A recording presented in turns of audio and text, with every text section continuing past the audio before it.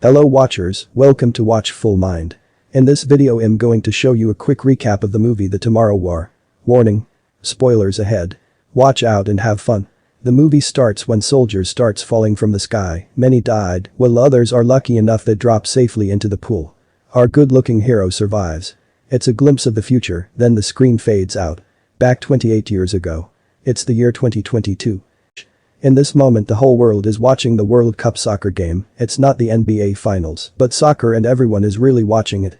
Everyone in the room is excited when a soccer player is about to make a score, when suddenly a burst of bright light special effects appears in the field.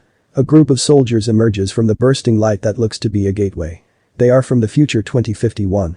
They did a really cool entrance, as if there are no cables or harness. The soldier leader announced why they came. 30 years into the future, planet Earth is invaded by aliens, which kills everything alive, but the excess are eaten first. You should share this movie to your ex now.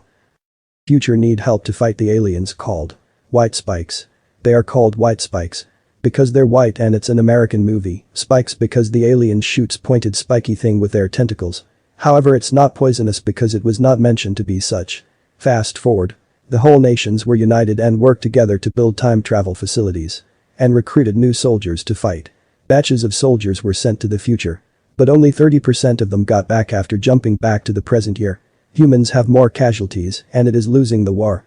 Dan, who is luckily selected to fight, will surely make the aliens regret they're here because Dan is a superhero. But wait, this is not the Avenger movie. He does not have superpower, but I'm sure he got something on his sleeves.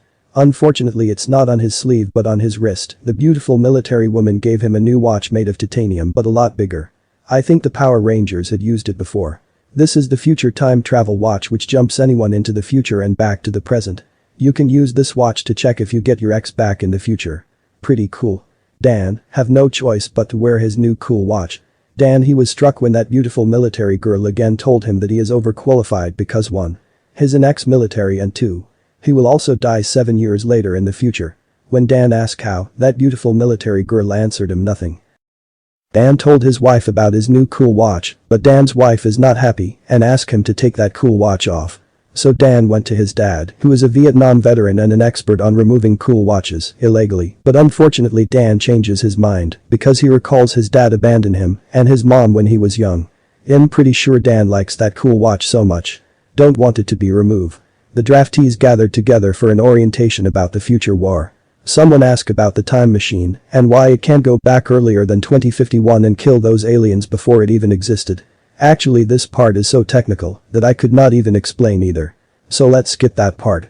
In the military base, all the luckily draftees future fighters were immediately called to prepare for the jump into the future, even if most of them are noobs and never played Call of Duty.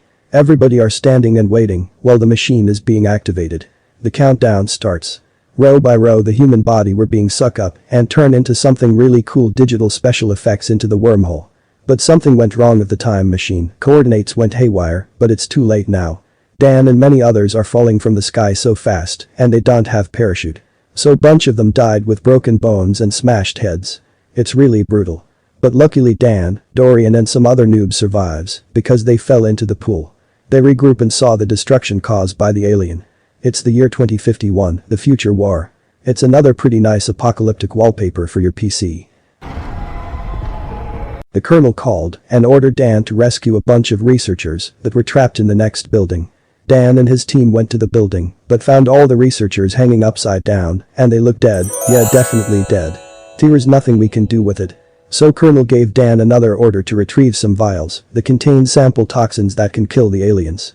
Dan promptly obeys and search those toxins on the lab. The colonel directed Dan where the location of the vials, then Dan finally located and put the vials on his bag. As they about to move out, the aliens waiting outside got bored, so it went inside the building. So Dan and the team take a detour using the stairs, then the creepy sound effects started.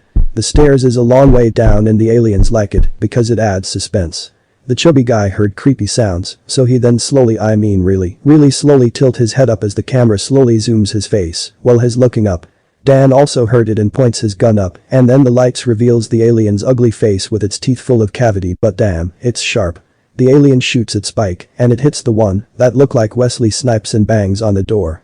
Everyone fires their guns, but the alien had a special thick skin that makes it bulletproof. Sounds like they're doomed to die. It did not hurt the alien, or maybe they did not hit it because most of them are first-timers. But maybe Dan and Dorian are the only one who hits it. The alien charges and starts attacking Dan's team, killing first the extras. The aliens were strong, fast, bulletproof, and it's a good shooter. Dan rushes into the hallway, but the alien is approaching fast, so Dan halts while the others run for their lives. Dan fires bullet after bullet until he has no more ammo. Dan saw and smashed the fire hydrant and used the axe to strike, but the alien dodged. When the alien is about to eat Dan, he pulls up the axe and hits the alien on its jaw, but the alien bangs him side to side. I hope Dan is not seriously injured in this movie. Charlie and Dorian came to the rescue for Dan. Dorian shoots the aliens on his belly, which is the weak part, and killed it. They safely got out the building with their happy faces. Outside, they thought the military could now save them when they saw the military vehicles are approaching towards them, but the aliens quickly and brutally smashed the vehicles and killed all of the men in the vehicles. The aliens really spoil their happy faces. You can really see their sad faces. Colonel ordered Dan to move away as far as they can because airstrikers will bomb the area and will definitely kill all of them. Dan and his team run away from the area while they are chased by the aliens. But Dan halted when one of them fell down and broke his leg. The innocently looking woman, maybe on his 40s, got hit by the spikes but sacrificed herself by shooting aliens so that Dan and the rest can move forward. It's another slow motion scene and the camera effects makes it more heroic to watch as they scream and fire furiously. I almost cried during the scene because that chubby guy and the my aunt looking woman sacrificed their lives. Dan and the others run as far as they can, but still the blast is so intense it pushes them away, which make it so cool to watch. I could not help it. I took a screenshot and save it on my PC. Dan wakes up in the military base and glad to see Charlie and Dorian alive, but others did not make it though. Place in an aluminum-look coffin. Colonel and Dan finally met face to face. Dan was surprised and happy to find out that Colonel Mary is his daughter, who became a scientist and a commanding officer of the military, but his daughter somehow is not happy. Dan has to find out why, so stick around, guys. The colonel showed Dan that the toxins they have developed can only kill the male aliens, but not the females. So they need to capture a female white spike alien in order to formulate a new toxin that will kill it. They went to the alien's lair to capture a female alien using tranquilizer, but has a little effect onto the alien. The alien charges furiously and killed too many extras. It almost killed Colonel Mary when she jumps in to join the action. Dan propels down the rope upon hearing on the radio the colonel is down. A father's instinct, he rushes down and help his daughter. Dan pulls the tentacles and trick the alien and shoot his own body. Dan and Colonel push the alien towards the cage and locks it up, and the other soldiers locks the other side. Hordes of alien creatures are coming fast to rescue the female alien. The choppers immediately pulls up the cage and left, but one chopper was caught when the alien flew over it. The chopper is spinning and swerving out of control. It crashed and blow up. Black Hawk down. Dan and Colonel takes the military UMP. Colonel shoots the alien using the high-caliber machine gun and shatters the alien's flesh into pieces. They manage to escape the aliens. The female alien was taken to the laboratory facility, where Colonel will take sample and formulate a new toxin that will kill it. Colonel Mary performs countless tests to determine the efficacy of the toxin. They only have 21 hours before Dan will jump back to the present. The alarm sounds. The alien triggered the bombs and soldiers keep firing rounds after rounds. The alien swarms the facility and destroys everything in its path. The soldiers fires everything they got, but thousands of aliens are unstoppable. Colonel Mary radios the soldier to prepare the chopper. However, the entire facility is surrounded by white spikes and the chopper is no longer in the helipad. Colonel Mary got hit by the white spikes and lost a lot of blood and told his father to leave her. The female white spike slowly creeping into the steel ladder and plunges towards the colonel. The colonel and the alien slides down, but Dan holds Colonel Mary's hand, but it's slipping. Can't hold much longer. Colonel fell into the swarm of aliens waiting for her. It's really a dramatic fall. Slow motion shot and the view are wallpaper friendly. Dan's cool time travel watch beeps and immediately activates to take Dan back to the present. He's back in the present with a vial that contains the toxin that will kill the aliens. He went to his family and hugged her daughter. He told his wife that he met their daughter, who becomes a scientist and a fighter. That they work together. Dan talks about the aliens, when and where they first attacked. Northern Russia, but there were no spaceship detected. His wife gave him the idea that it must have been here long before. Dan went and talked to Dorian in the bar. He convinced Dorian that they still have a chance to destroy the aliens and save his daughter. Dorian agrees and show the white spike's claw. Charlie, who is an earth scientist specialized in atmospheric thing, saw sediments of volcanic ashes on the white spike's claw. Charlie told Dan that they need to find someone who knows a lot about volcanoes. Dan seeks the help of one of his students who talks a lot about, and I mean geeky about, volcanoes. To their amaze, the kid pinpointed the location of the alien ship might be. When the team learn about its location, Dan approaches the government to help them fly to Russia, but unfortunately Russia and America are not in good terms. So Dan went back to his dad and asked if he could help them fly to northern Russia without being detected. His dad agreed. Lieutenant Hart brought Dan the toxins he requested. The team arrive at the location where it's freezing. They search for any anomalies that might be a sign of alien spaceship.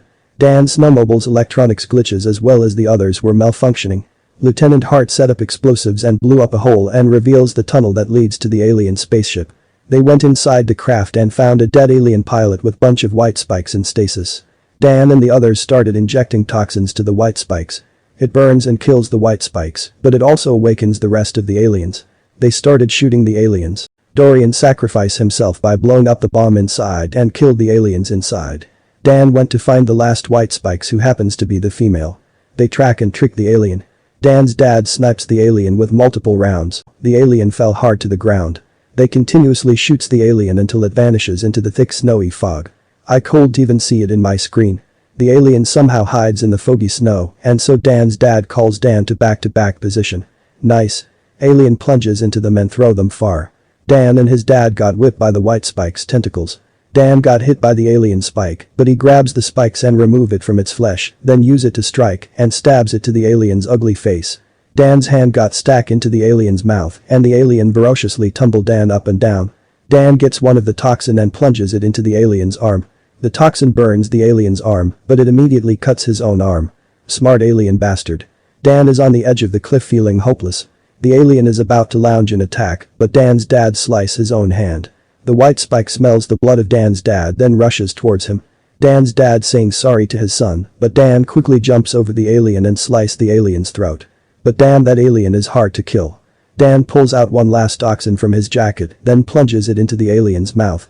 Now for the final blow, Dan delivers the most powerful kick in the world that throws the alien off the cliff while it slowly disintegrates because of the toxin. The alien died and the whole world is back to normal, but the government still lied about it. The end. Thank you for watching. I hope you enjoyed the recap. Don't forget to share it, thumbs up and subscribe to my channel. Till next time. Have a great day, bye.